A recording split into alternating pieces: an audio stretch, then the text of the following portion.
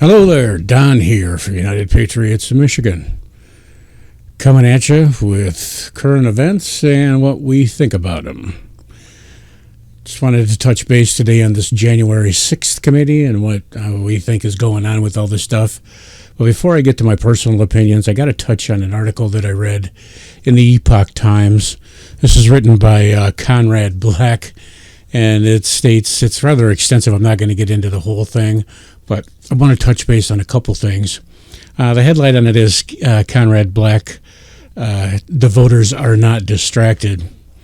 And this thing is crazy. It starts off with, the long-awaited opening of the Democrats' final desperate extravaganza of Trump hate finally came to on Thursday, the 9th of June. Well, we knew this was coming, and we know that this is the only thing that the Democrats have to do to try and distract you from, our failing economy. And of course, it's a total failure, because how are they going to distract you from every time you go to fill up your car? The price of gas is, here in Michigan where we live, the price of gas is $5.49 a gallon at some places. And, the average I seem to see is about $5.29. We've got relatives out in L.A. County that are now saying that out there it's $10.49. So can you imagine if you drive a truck? I have a little truck, but if you're driving a GMC Sierra or something like that, and you got a 25-gallon tank, man, out there you're looking at $250, $300 to fill up your truck. Hell, that's probably almost as much as your truck payment in a lot of cases. So it's just ridiculous. But this is just all a great big dog and pony show to try and distract the American people from what's going on. And it's astounding to me that some people are actually falling for this crap. But, it may continue on with this. I don't want to get too distracted. So let's go on with it. The battle lines are clear. One side claims to believe that the 2020 presidential election was clean and unquestionable, and that the invasion of the U.S. Capitol on January 6, 2021 was an attempted insurrection launched by former President Donald Trump to undo a fair election result, and that it constituted a potentially mortal assault upon American democracy. Well,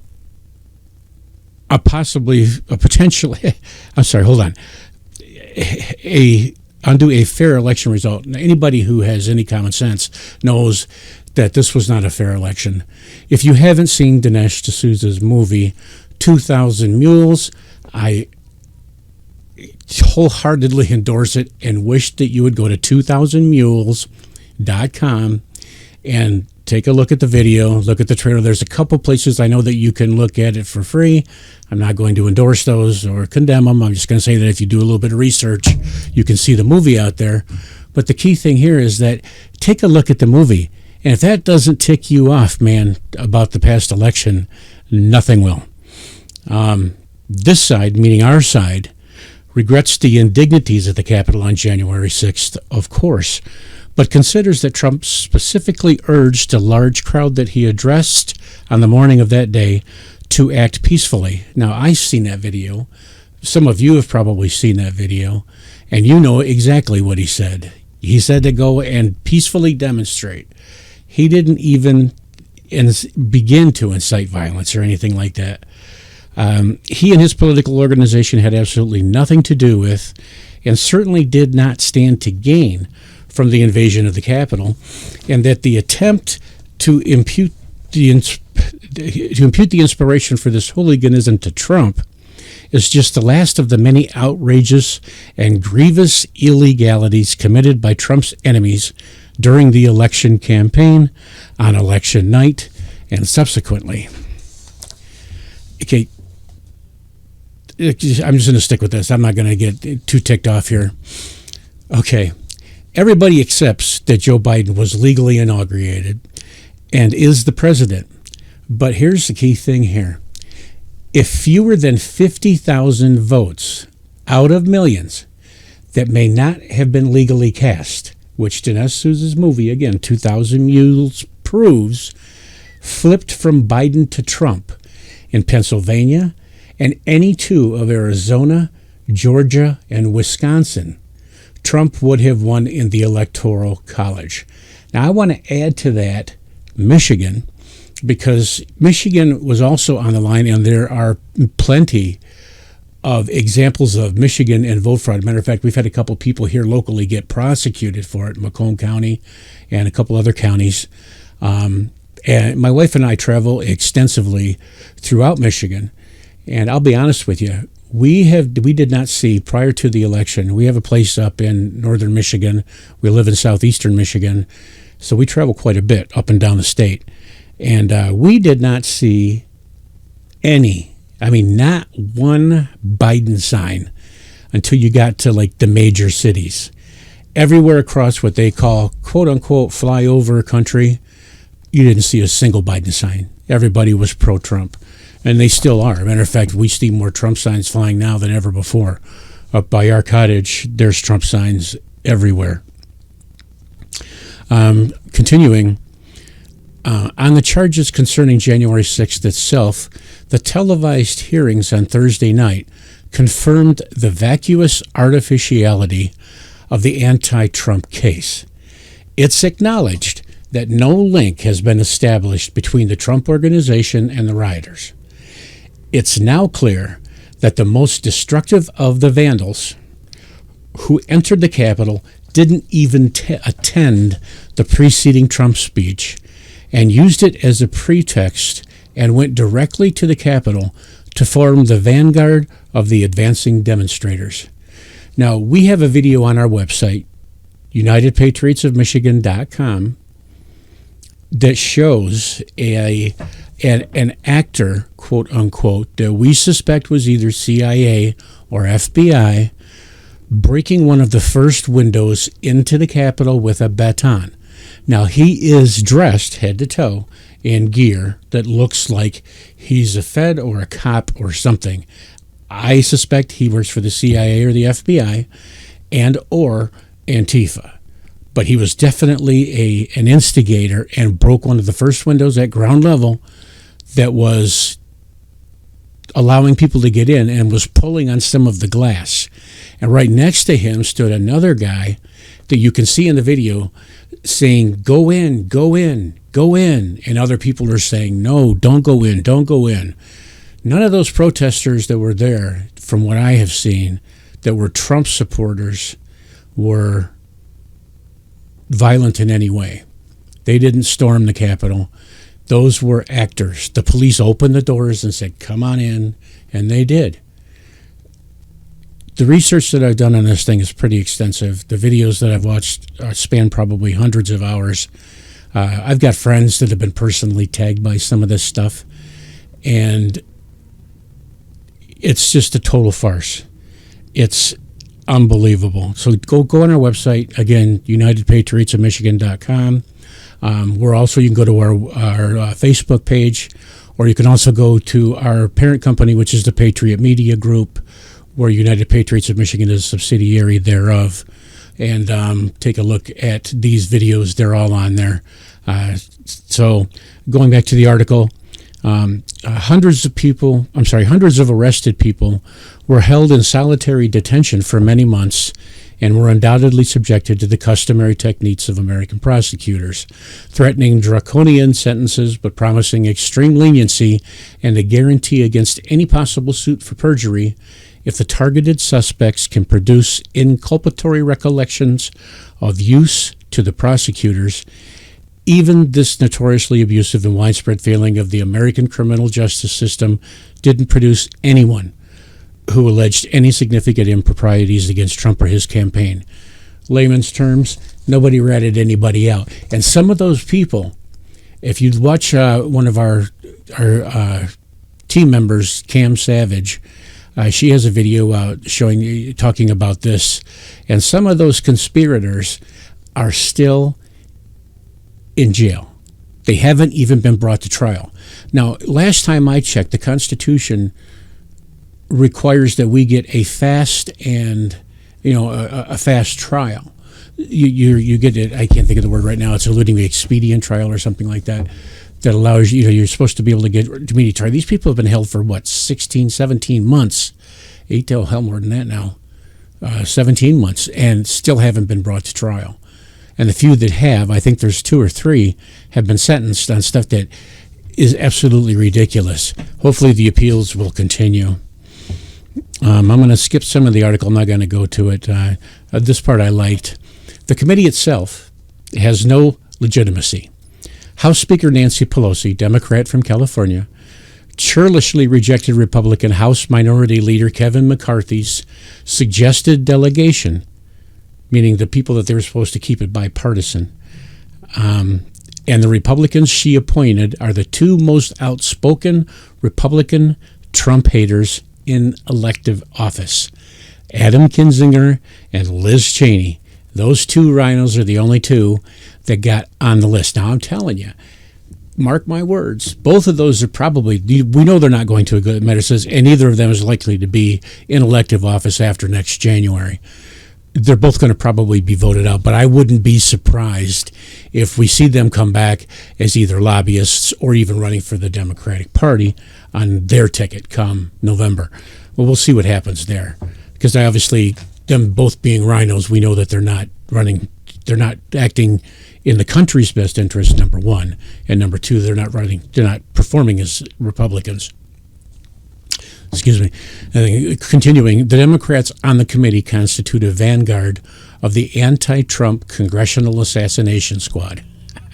Read that again. The Democrats that are on the committee constitute a vanguard of the anti-Trump Congressional Assassination Squad. A few names that you'll recognize from the past. Got this? Adam Schiff, Eric Swalwell, and Benny Thompson of Mississippi, whose irrational partisanship is such that in 2005 he voted for no audible reason not to confirm George W. Bush. Okay. This is there's a couple of other Trump-hating committee members, Jamie Raskin, who led the impeachment. They're also involved. And here's the thing. Whatever Donald Trump's political future may be, the Democratic crusade to demonize him has failed. Despite massive attempts to publicize the television debut of the January 6 events, the 3 principal networks, CBS, NBC, and ABC, which normally pull 18 million viewers between them, which is less combined than Fox does, in that time zone, we're down about 35%, with NBC, CBS down over 40%. CNN and MSNBC, the anti-Trump cable networks, were also down substantially, even though they've already lost half their viewers at the end of the Trump administration early last year.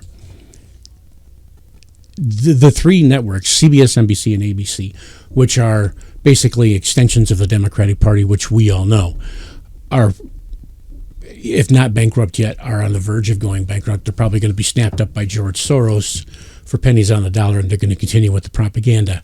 Oh, sidebar real quick. Did you hear that the Soros organizations are trying to buy all of the Spanish-speaking radio stations down in Texas and New Mexico, Arizona, and Southern California?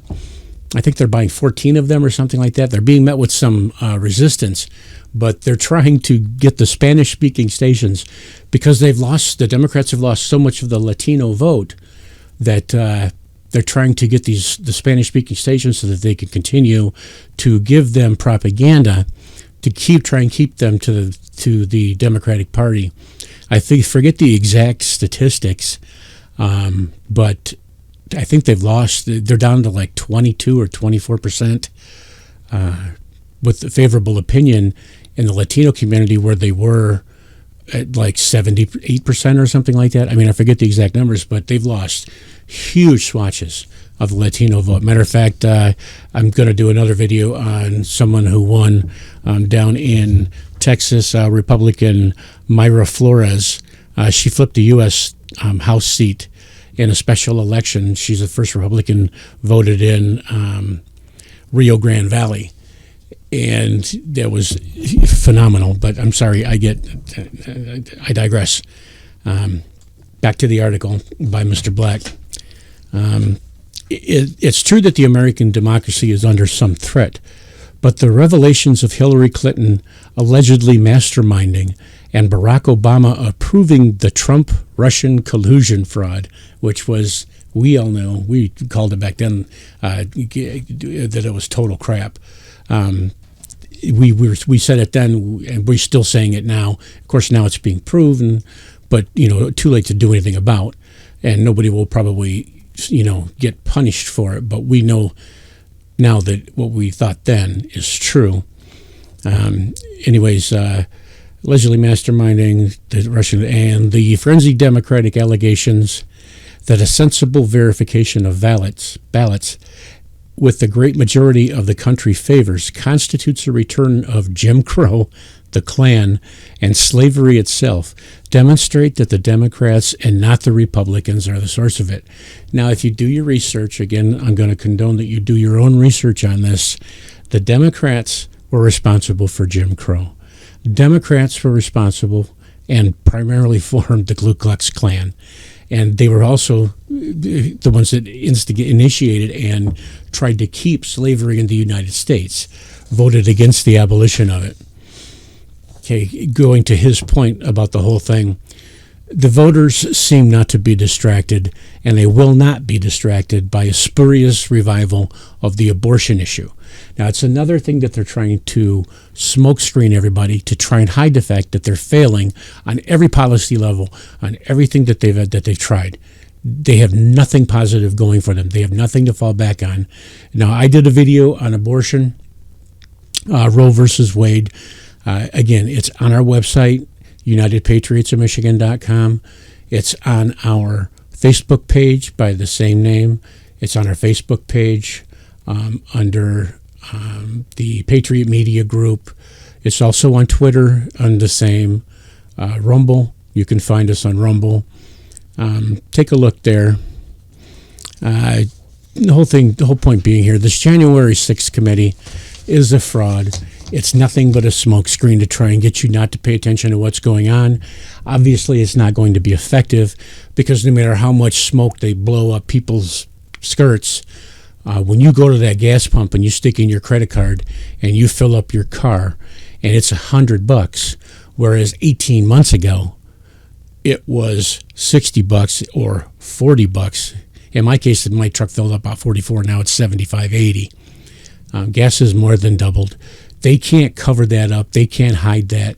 There was an article released today. Biden says that it's due to the greedy oil companies, and that the oil companies, some Democrat, I forget the guy's name, I just saw it just before I got on to make the video, some Democrats trying to tax their profits at 21%. But in response to that, one of the executives at one of the oil companies said that there will probably never be another refinery built in the United States. So not only has Biden driven out our domestic oil production, knocked it down to the level where we used to be, energy we provided our own energy, and also became a net exporter for the first time in 70 years, to being totally dependent. He's supposed to be flying to Saudi Arabia to beg the Saudis and the Iranians for more oil because we can't produce it here. We're sitting on enough oil to last us 100 years. But this stupid idiot will not drill for it.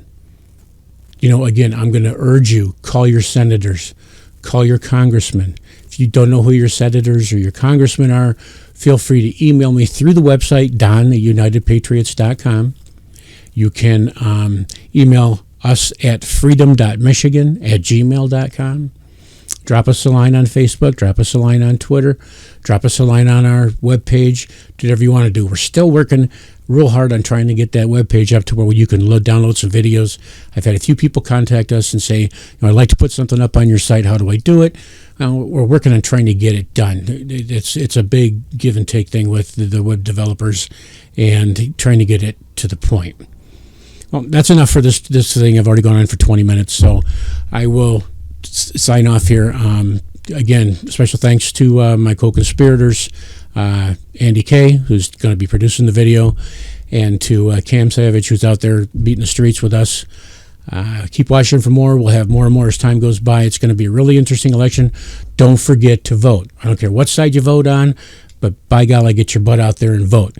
Don't do the ballot things. Don't do mail-ins unless, of course, you can't get out there. Don't by any situation. Don't hand your ballot to somebody else to cast your vote for you. Do it yourself if you have to do it. By mail-in.